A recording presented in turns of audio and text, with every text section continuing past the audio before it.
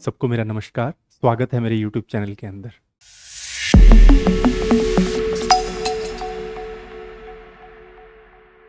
चलिए आज हम इस टॉपिक को डिस्कस करते हैं, how USA dominates in fast food और फास्ट फूड चेन्स और होटल इंडस्ट्री, कि इसके अंदर यूएसए की कैसे इतनी चलती है।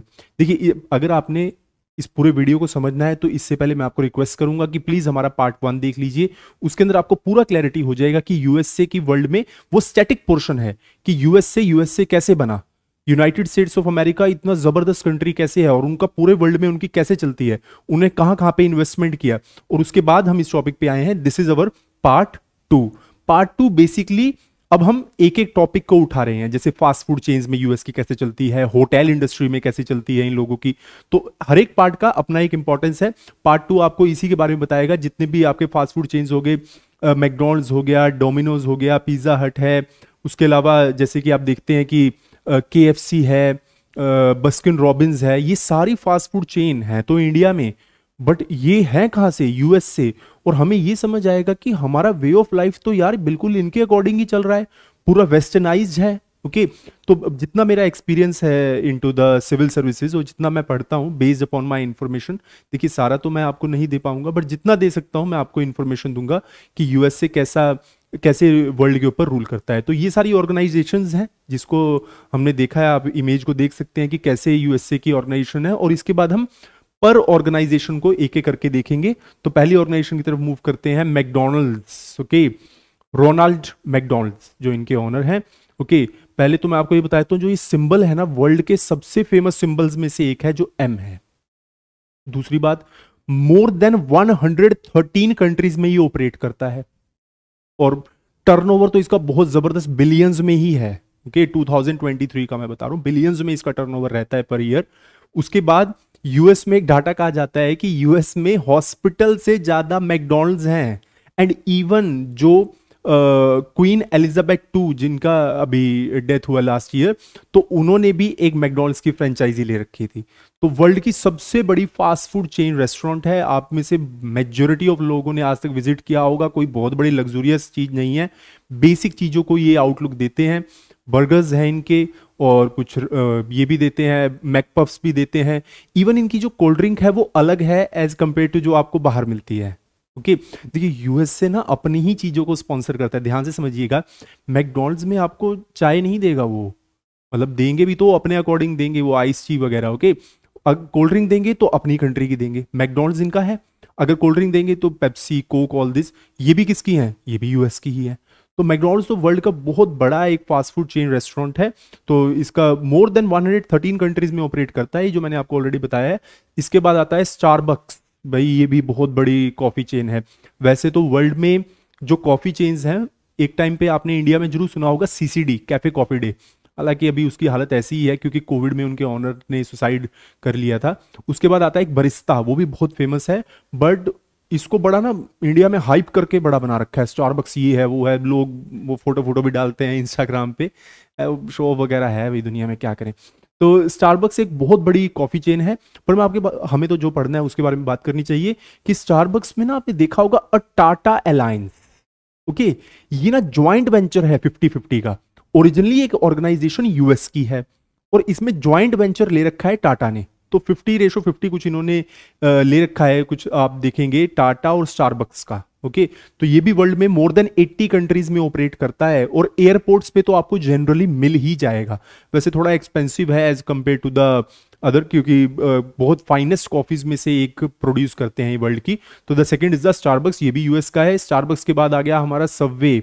ओके, सबवे पहले तो आप शायद से गए होंगे, अगर नहीं गए तो मैं बता देता हूँ कि ये क्या बनाते हैं। ये बनाते हैं सबमरीन रैप्स, उनको बोला जाता है सबमरीन रैप्स, या फिर आप कह सकते हैं इनके सैलेड्स बहुत फेमस हैं। ये भी ऑर्गेनाइजेशन कहाँ से बिलोंग करती है, यूएसए से ही है। हालांकि थोड़ा अभी लॉस में चल रहे हैं ये, बट इन्होंने भी अलग ही एक इनोवेशन किया है फूड सेक्टर में। इंडिया में हजारों फ्रेंचाइजी हैं सबवे की, और जो सबवे है वो भी कहाँ का है, यूएसए का ही है। सबवे के बाद हमारे पास नेक्स्ट है टाको बेल। टाको बेल ना ये क्या बनाते हैं, ये रैप्स बनाते हैं।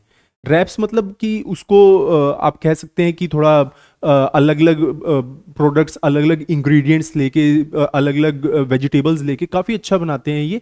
इंडिया में इनका काफ़ी स्ट्रॉन्ग फुटहोल्ड है अभी, क्योंकि टाकोज का जनरली हम सब्सिडरी नहीं देखते कि बहुत ज़्यादा कोई ऑर्गेनाइजेशन टक्कर देने के लिए इन्हें आई है मार्केट में। टाको बेल के बाद वेंडीज, इसका भी दिल्ली में काफ़ी शोरूम्स हैं।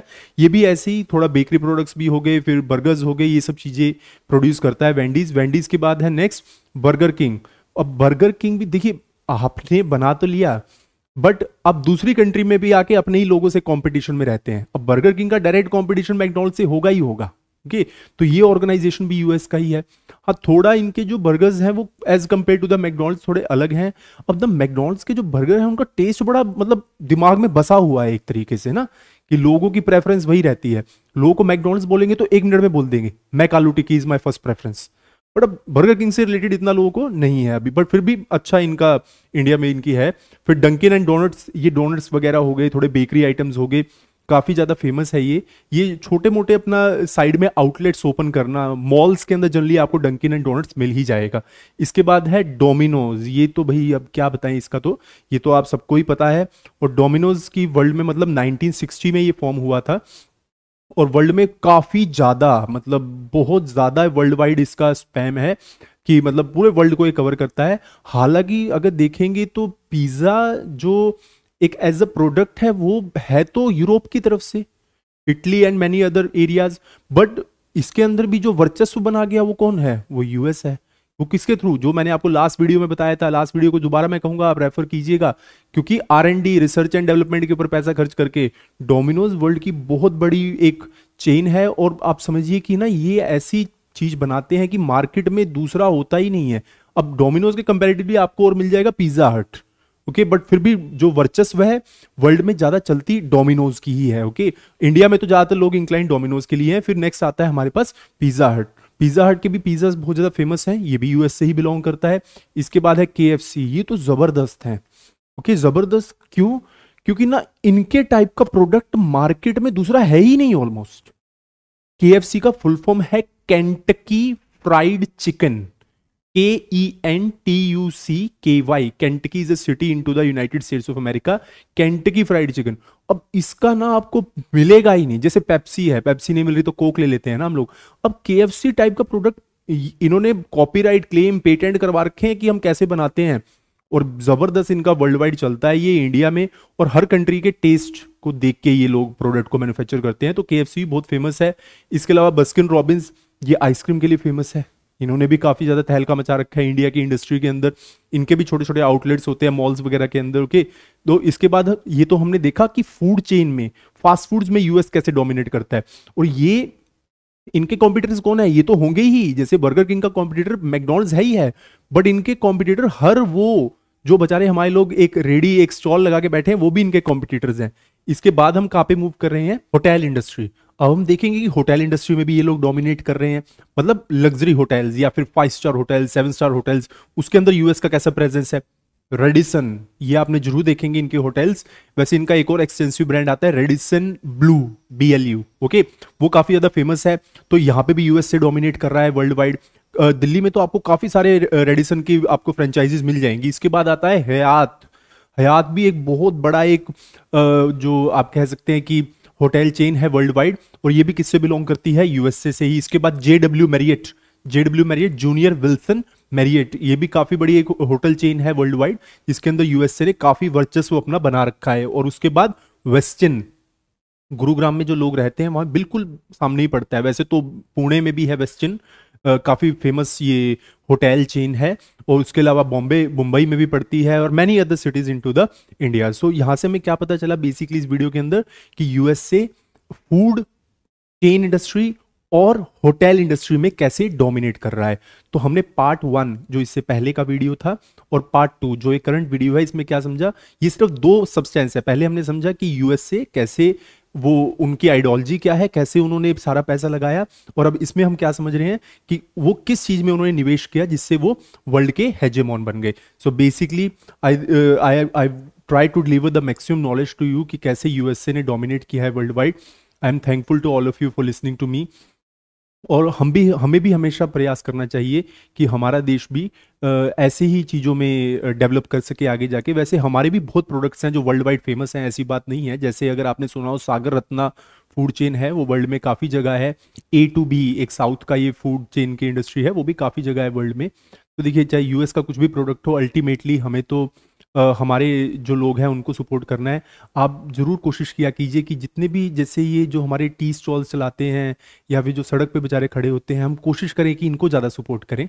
ओके, मैकडॉनल्ड्स भी ठीक है कि हमारे पास तो ऑप्शन है भाई, consumer is the king in the market, वो तो जहाँ जाना चाहे जा सकता है, ऐसी कोई बात नहीं है। बट हमेशा ये नहीं कि हम फॉरेन वालों का ही जेब भरते रहें, हमारे जो लोग हैं उनके पास भी जाएं। सुपर मार्केट देख लीजिए, वॉलमार्ट बहुत फेमस है इनका, उसमें भी इनका बहुत ज़्यादा डोमिनेशन है। तो हमें कोशिश करना चाहिए कि जो बाहर लोग बैठे हैं वो हमारे लोग कमाएं, वो बेचारे बहुत मेहनत करते हैं और उनके लिए 10-10 20-20 रुपए बड़े वो मेहनत से उसको यूज़ करते हैं अपनी लाइफ, डेली लाइफ के अंदर। Okay, so with this I will and this lecture.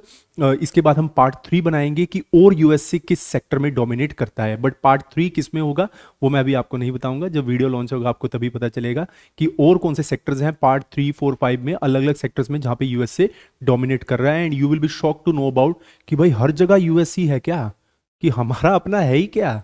Okay, तो हमें काफ़ी कुछ चीज़ें पता चलेंगी। Thank you.